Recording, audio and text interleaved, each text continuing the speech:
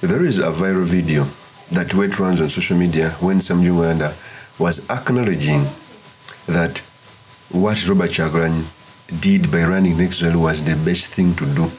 This came after him also saying that he had run into exile. Earlier, he had said that Bobi Wine had made a mistake of running out. When this interview was being done, NGANDA said these statements. Before you went, you had talked about, because the Honorable Robert Kyagulanyi had left earlier, and in your conversations before you left, you had actually talked about address that subject, and you seemed not to accept his going away. So what changed for you? Why is it not okay for Kyagulanyi? Why was it not okay then for Kyagulanyi, according to what you said earlier?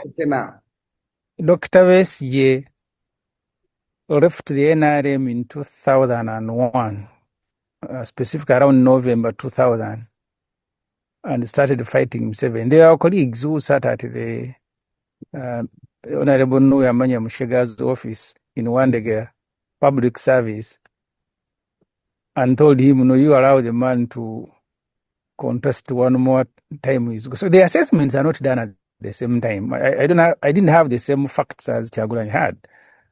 At the time he left, that was my thinking. Today I have a different thinking. I didn't know that the system had collapsed to that level that they can arrest the main opposition leader in the country. I didn't know. The events of June coming into July, I think now they can abduct anyone. So the time he went, I didn't know it would happen. Now I think. That is Honorable NGANDA. So for me, it is even a question of statesmanship. Some people would come out and play politics around it. He acknowledged what happened. Just that he never knew the ideas Bobi Wine had in the head before the same thing could happen to him. Even the person who was interviewing him had made some earlier remarks saying that Kyagulanyi had to come back here. And very many people maybe have the same thing before understanding the intelligence about it. I keep on telling people that one of the people who enjoy intelligence away from government institutions is the opposition leader. Bobi Wine knew this from the start. It's the reason why he ran out of the country. Secondly, when you are opposing a dictatorship or an authoritarian, you expect three things. One, you expect jail. It is the truth. Two, you expect running out of exile. Three, you expect being killed. Those are the three things you expect when you're opposing a regime and a dictatorship.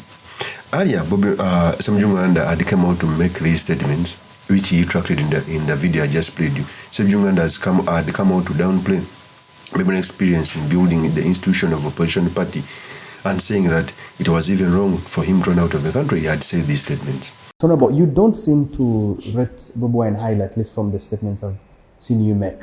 What would you consider his biggest strengths as a leader? I have known Bobi Wine as a musician. He one time invited me and I visited his Kamocha base, took me around. At that time we were involved in a walk-to-work protest. And he told me I had composed a song, Baleke Batambule, and he was asking me if that song will be of help. I think from my knowledge, either he was a supporter of Dr. Besigye or he supported FDC, I don't know. Because when I contested for Parliament in 2011, he used to facilitate my team that we are moving in Magira. At that time I was MP for Chadondo East. So he's made his contribution. And his rise to even become the main opposition presidential candidate, I think must also have surprised him. It's not something that I think he prepared himself. One time we get arrested during the age limit remove. We were put in the same van. I was with him, Alan Sewanyana, Odongo Oto, Sechikubo, Gerard Karuhanga, Oguzuli, driven to Nagarama. One group was left in Chira. On our way to Nagarama, we stopped near that residence of former Vice President Special Zawandera Kazu. They had locked the vehicle, he couldn't breathe. And he said during his campaign that brought him in Parliament, he had said, Bikwase Kyagulanyi. And he said, I didn't know these things are going to be like this. Tough. So he's made his contribution, but from his background, he doesn't have capacity to construct a political party in the real sense of a political party. And usually the supporters in Uganda even make things worse. I saw that in FDC. The people thought SSEMUJJU should be bigger than FDC. As long as SSEMUJJU is there, it doesn't matter whether you've institutionalized and built a stronger party. And one time I had a fight with them because I kept saying and giving examples when I was heading Muntu campaign. I consume services of MTN, Airtel, and others. I don't know who the CEOs are. They have concentrated on building brands than on building themselves. In Uganda, I think Bobi Wine, he has concentrated on building himself more than building an institution that will have a lasting impact. And that's why his absence can easily be felt. That's a war I fought in FDC, and I told the people, yes, SSEMUJJU is a human being. There will be a day when SSEMUJJU is not there. We should concentrate our efforts on building an institution and not on building and glorifying individuals. But also you must understand, I mean, the truth should be said. Where was Bobi Wine maybe 7-10 years ago? What experience does he have to run the country and to run a political party? He's very popular, he was eloquent, and he easily won following. But is he able to process that following into managerial capabilities? That I think I doubt, and I want to be truthful.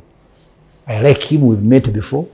We may disagree in the politics, but I don't think he has capacity to process his popularity into, as I said, the managerial capability to run a party, but also to run a country. That is Honorable SSEMUJJU NGANDA. So for me, what I see, first of all, Honorable SSEMUJJU NGANDA was a tremendous legislator, and he still is an asset when it comes to changing regimes. And even when you capture power, you may need a brain of SSEMUJJU NGANDA.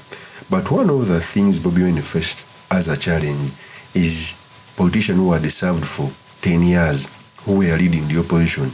They never thought that it is time for Bobi Wine to take the mantle. That made very many politicians even lose their constituencies, ordinarily, which was not supposed to be the case. And among those people who I think it was SSEMUJJU NGANDA, because SSEMUJJU NGANDA is more, had very much experience in politics. He has been a 3-time member of parliament. He has been a spokesperson of the biggest opposition party. So allowing that to sink in that Bobi Wine was a new breed for the opposition, it was very hard. To an extent of saying that he couldn't build a political party. First of all, a person doing any work, be it a musician, be it a doctor, be it anything, for as long as he is willing to learn, he can build anything. It is the truth. With that background. But the people forget that Bobi Wine runs successful businesses with institutions, so he can apply that in running a political party. It is the truth. So, even away from SSEMUJJU NGANDA, there were other people from the NUP, most especially the supporters, who used to come out and say that SSEMUJJU was plotting a comeback, that he was the reason that's why he was being arrested, etc., was plotting a comeback. Now the person is dying in jail.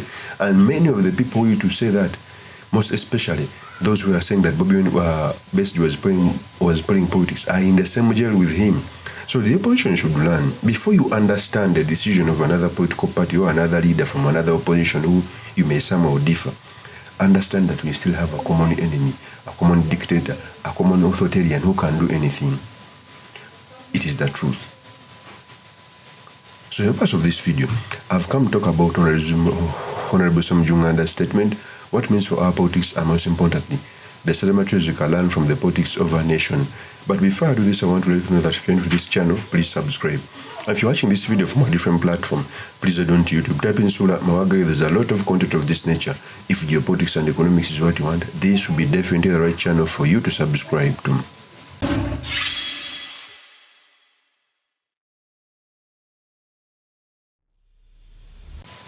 One, there has been a lot of back and forth between the NUP and the FDC, most especially and to the extension of the PFF, because one came and took the place of the other.